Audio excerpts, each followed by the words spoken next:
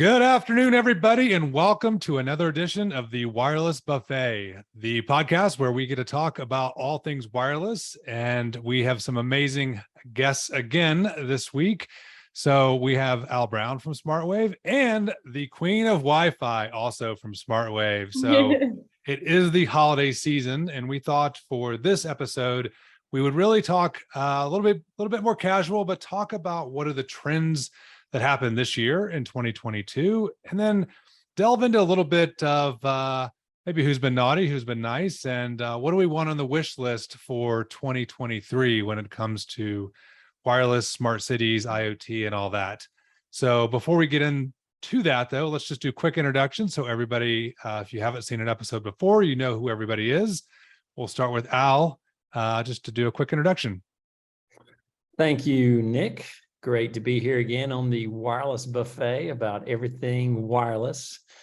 Keeping this fun, Al Brown, CEO of SmartWAVE Technologies. As the CEO, I am our chief cheerleader. I'm happy to be here, waving my pom-poms. Awesome. And Caroline? I am Caroline Brown, daughter of the chief cheerleader, also queen of Wi-Fi and head of marketing business development. And I'm excited to be on this podcast. Awesome. Well, thank you both for taking a little bit of time during this very busy season that we have. I know it's always tough to get away. So let's kind of start out with maybe who's been naughty, who's been nice, what's been good this year in 2022 from a wireless perspective. Well, I Nick, think with the funding coming down the pipeline finally is definitely a good thing, but then I would say naughty, probably there not being any shipments of any product. But what can you do? What do you think, Al?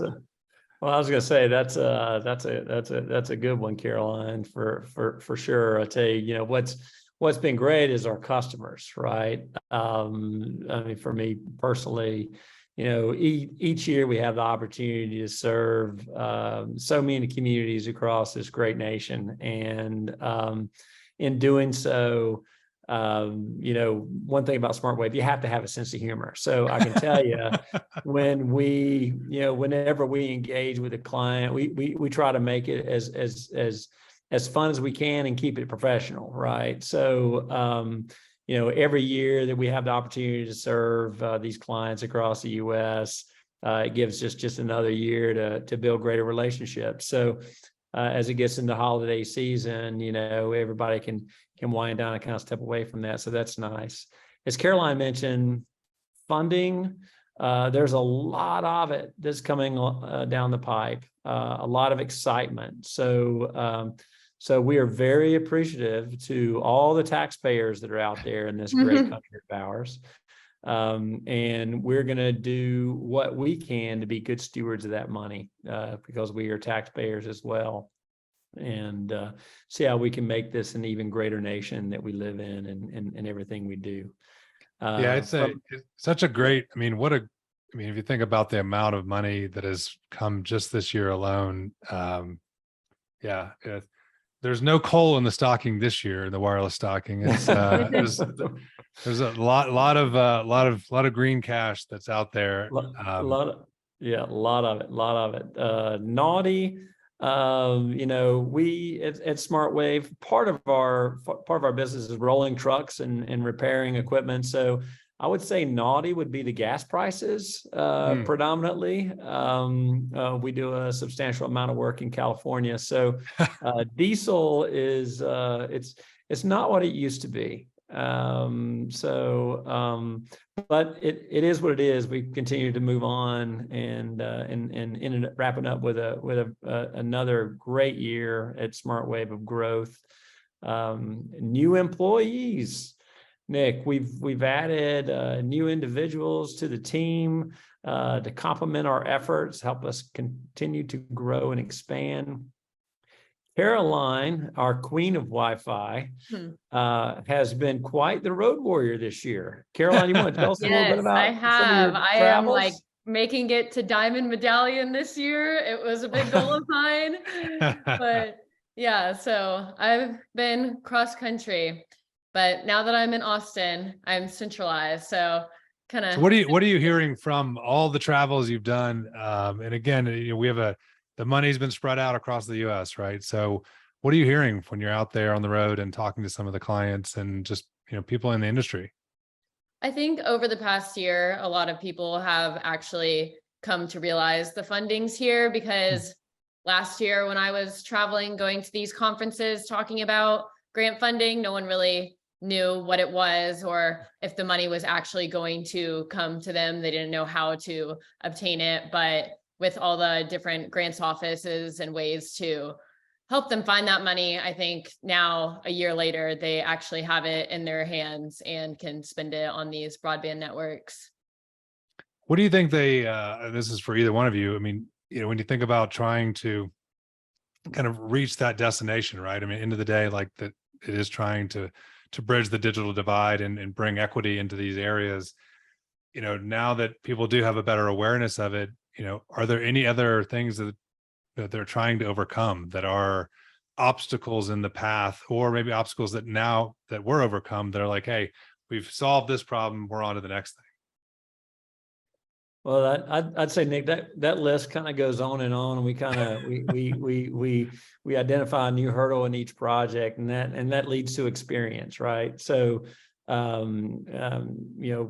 thankfully, we have just a stand-up team of guys and girls that just, they have a passion for what they do. So and these projects, because of the goodwill that they bring, I mean, our clients are, it's arms wide open. It's like, come on, man, give me a hug. Let's go get this. Let's go make a difference. We're gonna make this a better neighborhood, right? We're gonna help out our neighbor, and it's a spirit of giving that we're in right now, right? So the season of giving and being thankful for things, and so just having the opportunity to show up at a job every day and make an impact, just moving the needle, whatever little bit we're doing, is just very rewarding. We some of these challenges, they could be with the utility company, right? Just understanding what we're doing. They're not pushing back and saying, right, digital divide isn't a good thing. I mean, no one says that, right? If they do, they're definitely on the naughty list. Yeah, they're definitely on the naughty. So coal in their stockings. Yeah, coal for them. That's no for Wi-Fi. Sure.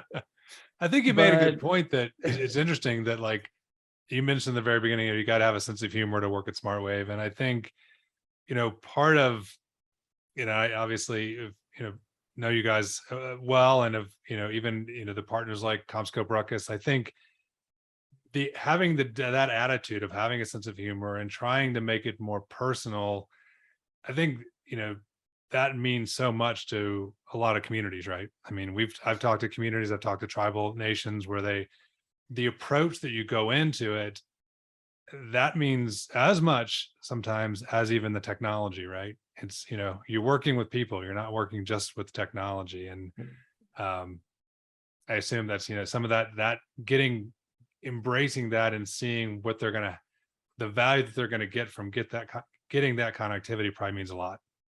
It does, Nick. And I tell you, we had the opportunity in one of the many projects we worked on this year, was with the Lafayette Parish. Right. So it's in Louisiana.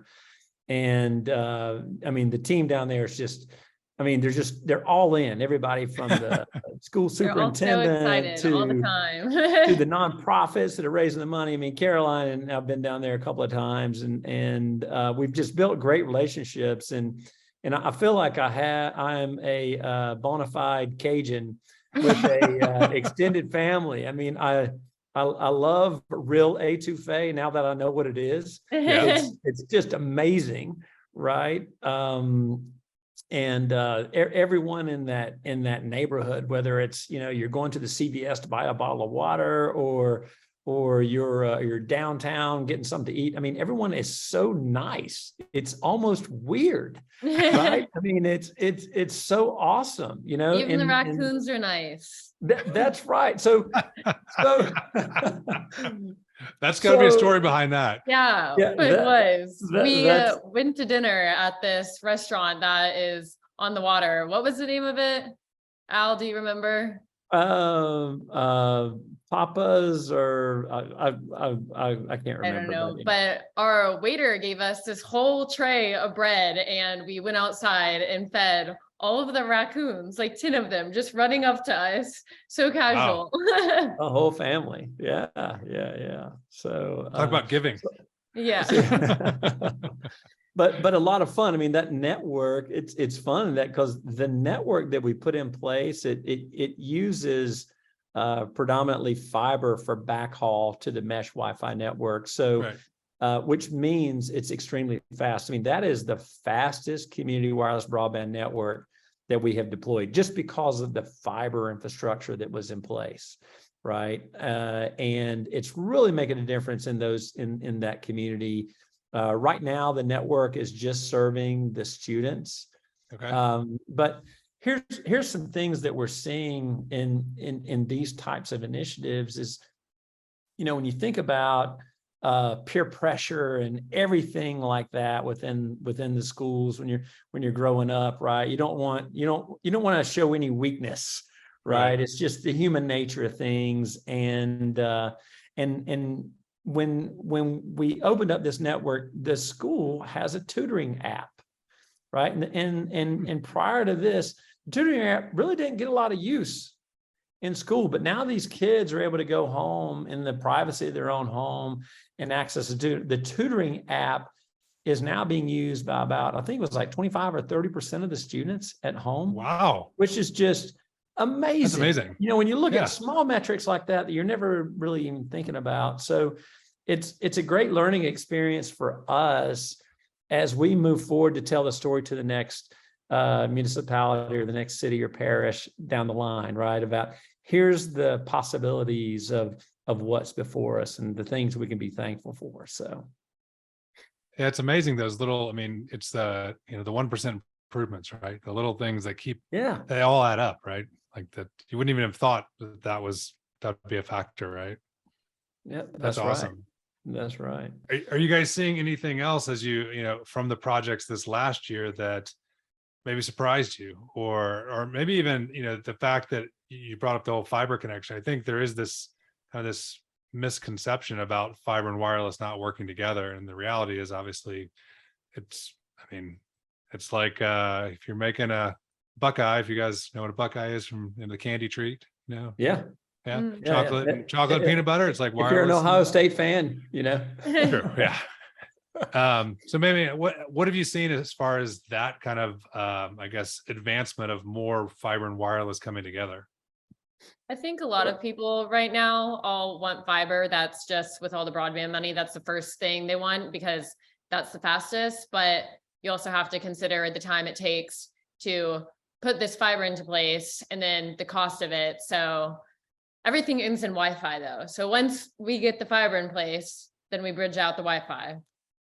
Yeah, that's a good point. And kind of what's been happening is it's referred to as the middle mile, if you will, right? So it's really bringing fiber down major corridors. It's bringing it to anchor institutions. And we're a member of Shelby, which is a group to include libraries and other anchor institutions lobbying for gigabit bandwidth to their facilities. Because, when you think about our cities across the U.S., the libraries and the community centers, they're positioned within the community to serve the community. They know the heartbeat of the community. They know what the needs are. They know what the challenges are. And they're first and foremost in the front lines on where we can make the greatest impact. So a lot of this middle mile is now underway to bring connectivity to these anchor locations to where then we can cost effectively expand it via wireless further into the neighborhoods. So it allows us to really increase what I've always referred to as a return on connectivity, right? Connecting as many people as you can for the amount of money that's available. And that's what our goal is. And when you look at it like that, Nick, in serving, and you think about the communities that we're serving, especially those that don't have connectivity today or that can't afford connectivity today, there is a digital literacy learning curve, if you will. It's just like you go from, elementary school to middle school to high school with learning. Those are kind of what your bandwidth consumption needs are gonna do as well, right? You typically don't come out of the gate doing a bunch of Zoom calls and gaming, online gaming and stuff like that, right? Usually it's just, how do I respond to an email, right? How do I access my banking application? How do I get telemedicine, telehealth services, right? And then you get to TikTok. And then you get to TikTok. Go right to Netflix and start streaming. And TikTok and social media and everything else. So it's great. But we're just kind of along those lines, when you think about it, the fastest technology out there may not be the best technology for you, right? And what I mean really in that is that if it's a technology that might not be as fast as another technology, but I can serve a lot more individuals with it from a cost standpoint, I'm making an impact, right? And as that digital literacy grows, and that's why these Wi-Fi networks are so attractive, is that a lot of the people already have these devices with the Wi-Fi radio, like a phone or what have you, and the students are given a Chromebook or something like that. And as they become more and more acclimated and their digital literacy improves, and they have that dependency where now they maybe got a higher paying job, what have you, that requires that, they can afford to pay for those higher bandwidth. So if we can get in there first and get them engaged, get them employed, get them a great degree, a great future ahead of them, that dependency then can be self-sustainable. So that's kind of how the cycle is. We see it. But great time. It's building the foundation, right? Building the foundation. Absolutely. Well, I guess on that note, I mean, so as the foundation's is continued, you guys are helping build that this year. What do you see happening going into 2023? We're in an interesting economic environment, right? Lots of talk about recession, inflation. Obviously, we joked about the cost of gas in California. I mean, It's been an interesting year, and who knows what's going to happen in 2023. But what do you see from an advancement? Do you see that there will be a continued growth in broadband deployments and continued growth in just adoption?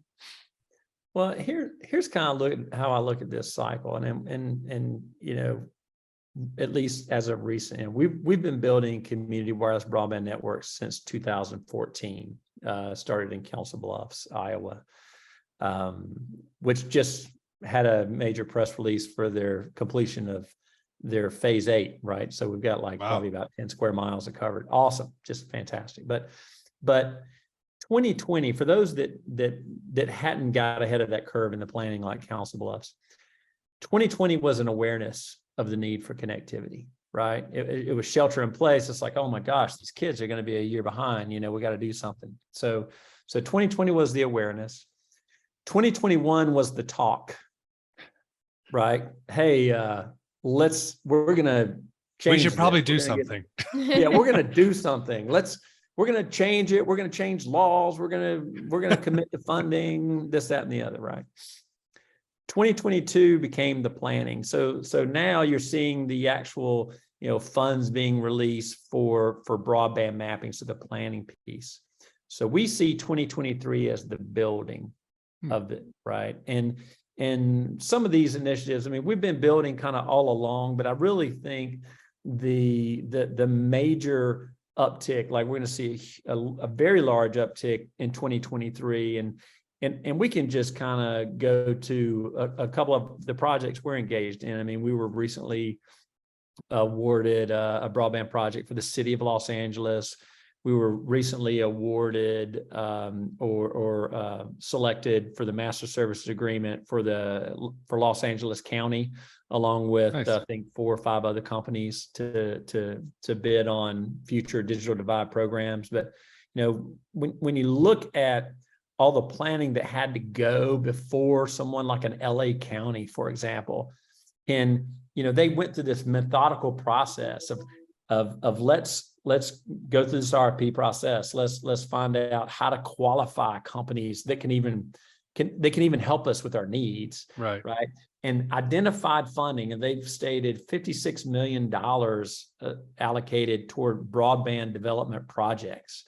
Right. That's making a difference. So what we see in 2023 is those RFPs for different communities in LA County will be released. And that's when you'll start seeing the difference making. So 2023 will be the building, and then 2024 will start to reap on that return on connectivity investment, right? You'll start to really see the excitement in the community of individuals who are seeing a difference being made, grades going up, graduation rates increasing. So that's kind of how we see things going over the next 2-3 years. Do you see an increase as that, I guess, into 2024, like the increase in use of different IoT services, right? I mean, to your point of it's a path, right? I mean, we stop, from Netflix and all that. Like, do you see the increase in usability and use of more IoT technology? Absolutely, right. It's like it's like this. We're paving the foundation, right? We're if it was a building, we're pouring the concrete foundation. So what you're going to see is everything that layers on top of that, right? IoT, smart city applications, being able to serve the communities. I mean, these infrastructures can be used for multiple purposes. Data analytics is going to be huge, right? And our customers are using that information today to help understand and know kind of where they're getting the greatest benefit of return on connectivity. I mean, if you build a digital divide network into a neighborhood and no one's using the network, then you're probably in the wrong neighborhood. I mean, you're probably in a neighborhood where people where they can afford it, right? So, you're not hitting those areas with the greatest need. And that's what we're doing. We're not, these networks, we're not competing against the AT&Ts and the Comcast of the world. That's not what this is about, right? This is, there's a, sometimes we'll hear a misnomer of, man, AT&T, they don't care about us. They're not bringing connectivity in the neighborhood. Well, if people can't afford the rates, and you're a publicly traded company and you're tasked with making money, then, I can't fault you for not being there. Right. But it doesn't remove the social responsibility of those communities and the impact they make to a city, right? And cities operate on two things at the end of the day. It's tax revenue and reduction of operating expenses. And if we can keep the kids in school, right, we give them an opportunity for gainful employment after that.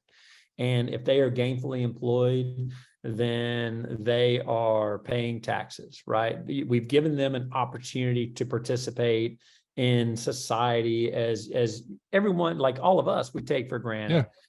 And if they're gainfully employed, then they're not on the streets. So that reduces crime and other things. Because if you don't have a job, if you can't afford to feed your family, you have to do what you need to do to feed your family.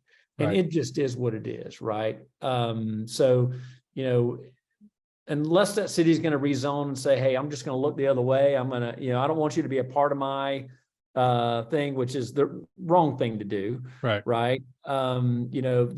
It's a way to do something, just like bringing community centers into the same neighborhoods to give some type of opportunity for learning, or media centers, libraries. So there's a learning environment in there, right? Do you think, you mentioned the data analytics as part of the return on connectivity? How, I guess, I'm curious, like there's lots of analytics when it comes to networks, right? There's lots of data you can pull. Sure. Are there any specific metrics that you think communities should start looking at, right? As again, the foundation's built, they have all this, I mean, is it usage? Is it application usage? Is it adoption? I mean, like what do you think are the key analytics that a community should be looking at as they start growing? Well, for privacy reasons, there's a lot of things you Can't say. don't want to get into, Yeah. right? And you shouldn't be, to be honest with you. You But shouldn't download that. No. yeah. But that's a policy thing. If the city wants to put a policy on what you can and cannot do, that's up to the city and the local, entity that's paying for those services, right? But analytics that are key are metrics like you talked about, like how many users are on the network a month, right? How much data are we sending? How much data are we consuming? And then going down to even a further level with historical data of how much data per Wi-Fi access point. How many users per Wi-Fi access point? Because you may find that over time you have certain locations that are higher density than others. So, we may want to reposition an AP from one location in the network to another location to increase our return on connectivity, right? I mean, you're trying to increase your odds and your percentages of individuals that you can serve with the investment that you've made. So that's very beneficial to us. But also it's like in the transportation networks, they do traffic counts. Yeah. Traffic counts helps you understand, do I need to widen this roadway? Do I need a stop sign? Yeah. Do I need to put a stop sign there? Do I need to have a signal light? Do I, all this kind of stuff. It's those same type of metrics, right? I mean, do I need to, based on number of individuals connecting, do I need to add another community center? Where should I add additional services? Do I need to add another, 3 or 4 more firemen in this location, right? or public safety individuals, public service individuals, because I have a greater population there, right? So it drives kind of back into a smart city play. It's helping you plan your city and your resources to best serve the community that you have. So, you can go a long ways into data, right? Yeah. And the data doesn't lie, right? You just have to know how to read the information and tell the story. Yeah, I think a lot of people oftentimes forget about, well, 2 things. They forget about the actual infrastructure, what it takes, the APs, all the stuff to actually create a connection versus just, hey, it's here. And also all the data behind it, right? That's telling you. So I guess as you looked ahead to 2023, do you see any changes in the actual technology itself? Like, are there going to be any changes within just Wi-Fi, how Wi-Fi is going to be deployed, devices that are going to be used? Is there anything you think that will evolve, or do you think it'll stay kind of constant into the next year? Well, I would say faster feeds and speeds. I mean, Wi-Fi 6E products are now becoming available. So for high density public venues like, the San Jose Convention Center, where we host IT events and manage IT events for, the Facebooks and Googles and Twitches of the world, it's going to add a lot of value. But also, one of the markets that Caroline's been spending a lot of time on, and Caroline, maybe you can get into this some, is the multifamily, the multi-dwelling units, multifamily unit kind of marketplace with Wi-Fi as a managed amenity, right? Yes, technology as an amenity. So instead of having AT&T or Spectrum come in, you have a whole design, because what people don't know is you have AT&T and you have Spectrum. They're not working together. So you have the channels overlapping from different units, and it's causing congestion in the network. So when you build it all together, you're going to get faster speeds and it's going to work a lot better. And then property owners can charge their residents rather than having AT&T take that revenue from them. And then on top of that, they can have applications like water readers and whatnot on their own network. So I know, clearly property managers want to do anything they can to not lose the residents right? So Exactly. you definitely don't want to have a bad experience with when it's coming to broadband. Yeah. Yeah, That's lost rent. It's an expectation now, right? I mean, you know, the kids that are in college now, these the apartment buildings that have come up, you know, for student housing over the last few years have been phenomenal, and those individuals living in those student housing locations, they have managed Wi-Fi. I mean, they're 90% of those are managed Wi-Fi experience. So when they get out, they're looking for that in these apartment communities. And it's, you know, it used to be one of those kind of things where it was nice to have, maybe have some Wi-Fi down at the pool, you know, or in the lobby, you know, Yeah. but now it's a gotta have. So it's a great fit for things that we've been doing, because when you look at those designs, as Caroline mentioned, it's a high density type of design environment. I mean, you have a lot of access points throughout a building in a pretty confined space, and all those networks, they broadcast a signal. So it's like if you take everybody in the apartment complex and you all put them in the lobby and everybody starts talking at the same time, no one can hear anybody. It's bad for everybody, right? Everybody starts shouting it louder and louder. But what we do when we plan for this, as Caroline mentioned, now it's an orchestrated, designed, channel planned solution set, so that everyone has the opportunity to speak, if you will. If you were in that congested room, it would be talk, you know, and that way it's a better service experience. So it's something that the property developers and property managers can brag about. It's a competitive situation. It's kind of the evolution from hotel Wi-Fi, right? Yeah. You know, they used to charge for it. Now it's free, you know, but they tack it onto your bill. You know, I mean, you pay for it, right? Yeah. But you expect it, and you select your hotels. If they don't have it, you don't go back to that hotel. Right. I mean, it's not going to work. I even saw, I was talking to somebody the other day and just in our industry about obviously the MDUs, but MDUs for the elderly, right? That now they have these, you know, you have the people coming out of college and have the expectation, but now you also have, you know, the elderly that are moving into either horizontal or vertical MDUs. And, you know, you would originally think, well, hey, technology is not that big a deal, but what I think is happening is that all the people that their children want to talk to them, you have to have technology, and you have to have Wi-Fi. You have to be able, if the kids, you know, the elderly person has an iPad, well, how are you going to do FaceTime with your grandkids if you don't have Wi-Fi, right? Like, so it's the similar kind of on both ends of the spectrum, right? Of you know, of value to different age groups, but it's also to the point of the people that own those facilities, how important it is that they have that offering, because it's a lot of money there too, right? There's a lot of revenue that those you know, elderly facilities take in to be able to serve that audience. Absolutely. So you got queen of Wi-Fi. You got to. It's a lot. It's a lot. It's a big kingdom. It's a big kingdom to oversee. So, well, awesome. I think those are all amazing things that are happening. I guess one of the things I'll ask in kind of closing is, what's your holiday wish? What's your holiday wish for going into next year?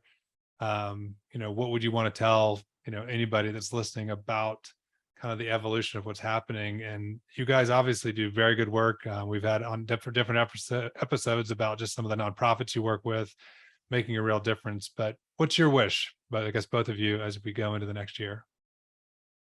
Go for it, Queen. I don't know. I haven't thought about Put her on the that. spot, right?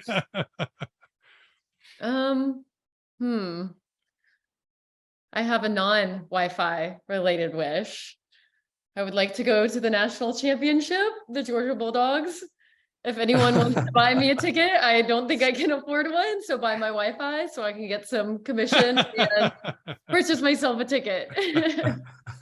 Should be a good game. That's a good wish. Yeah. That's a good wish.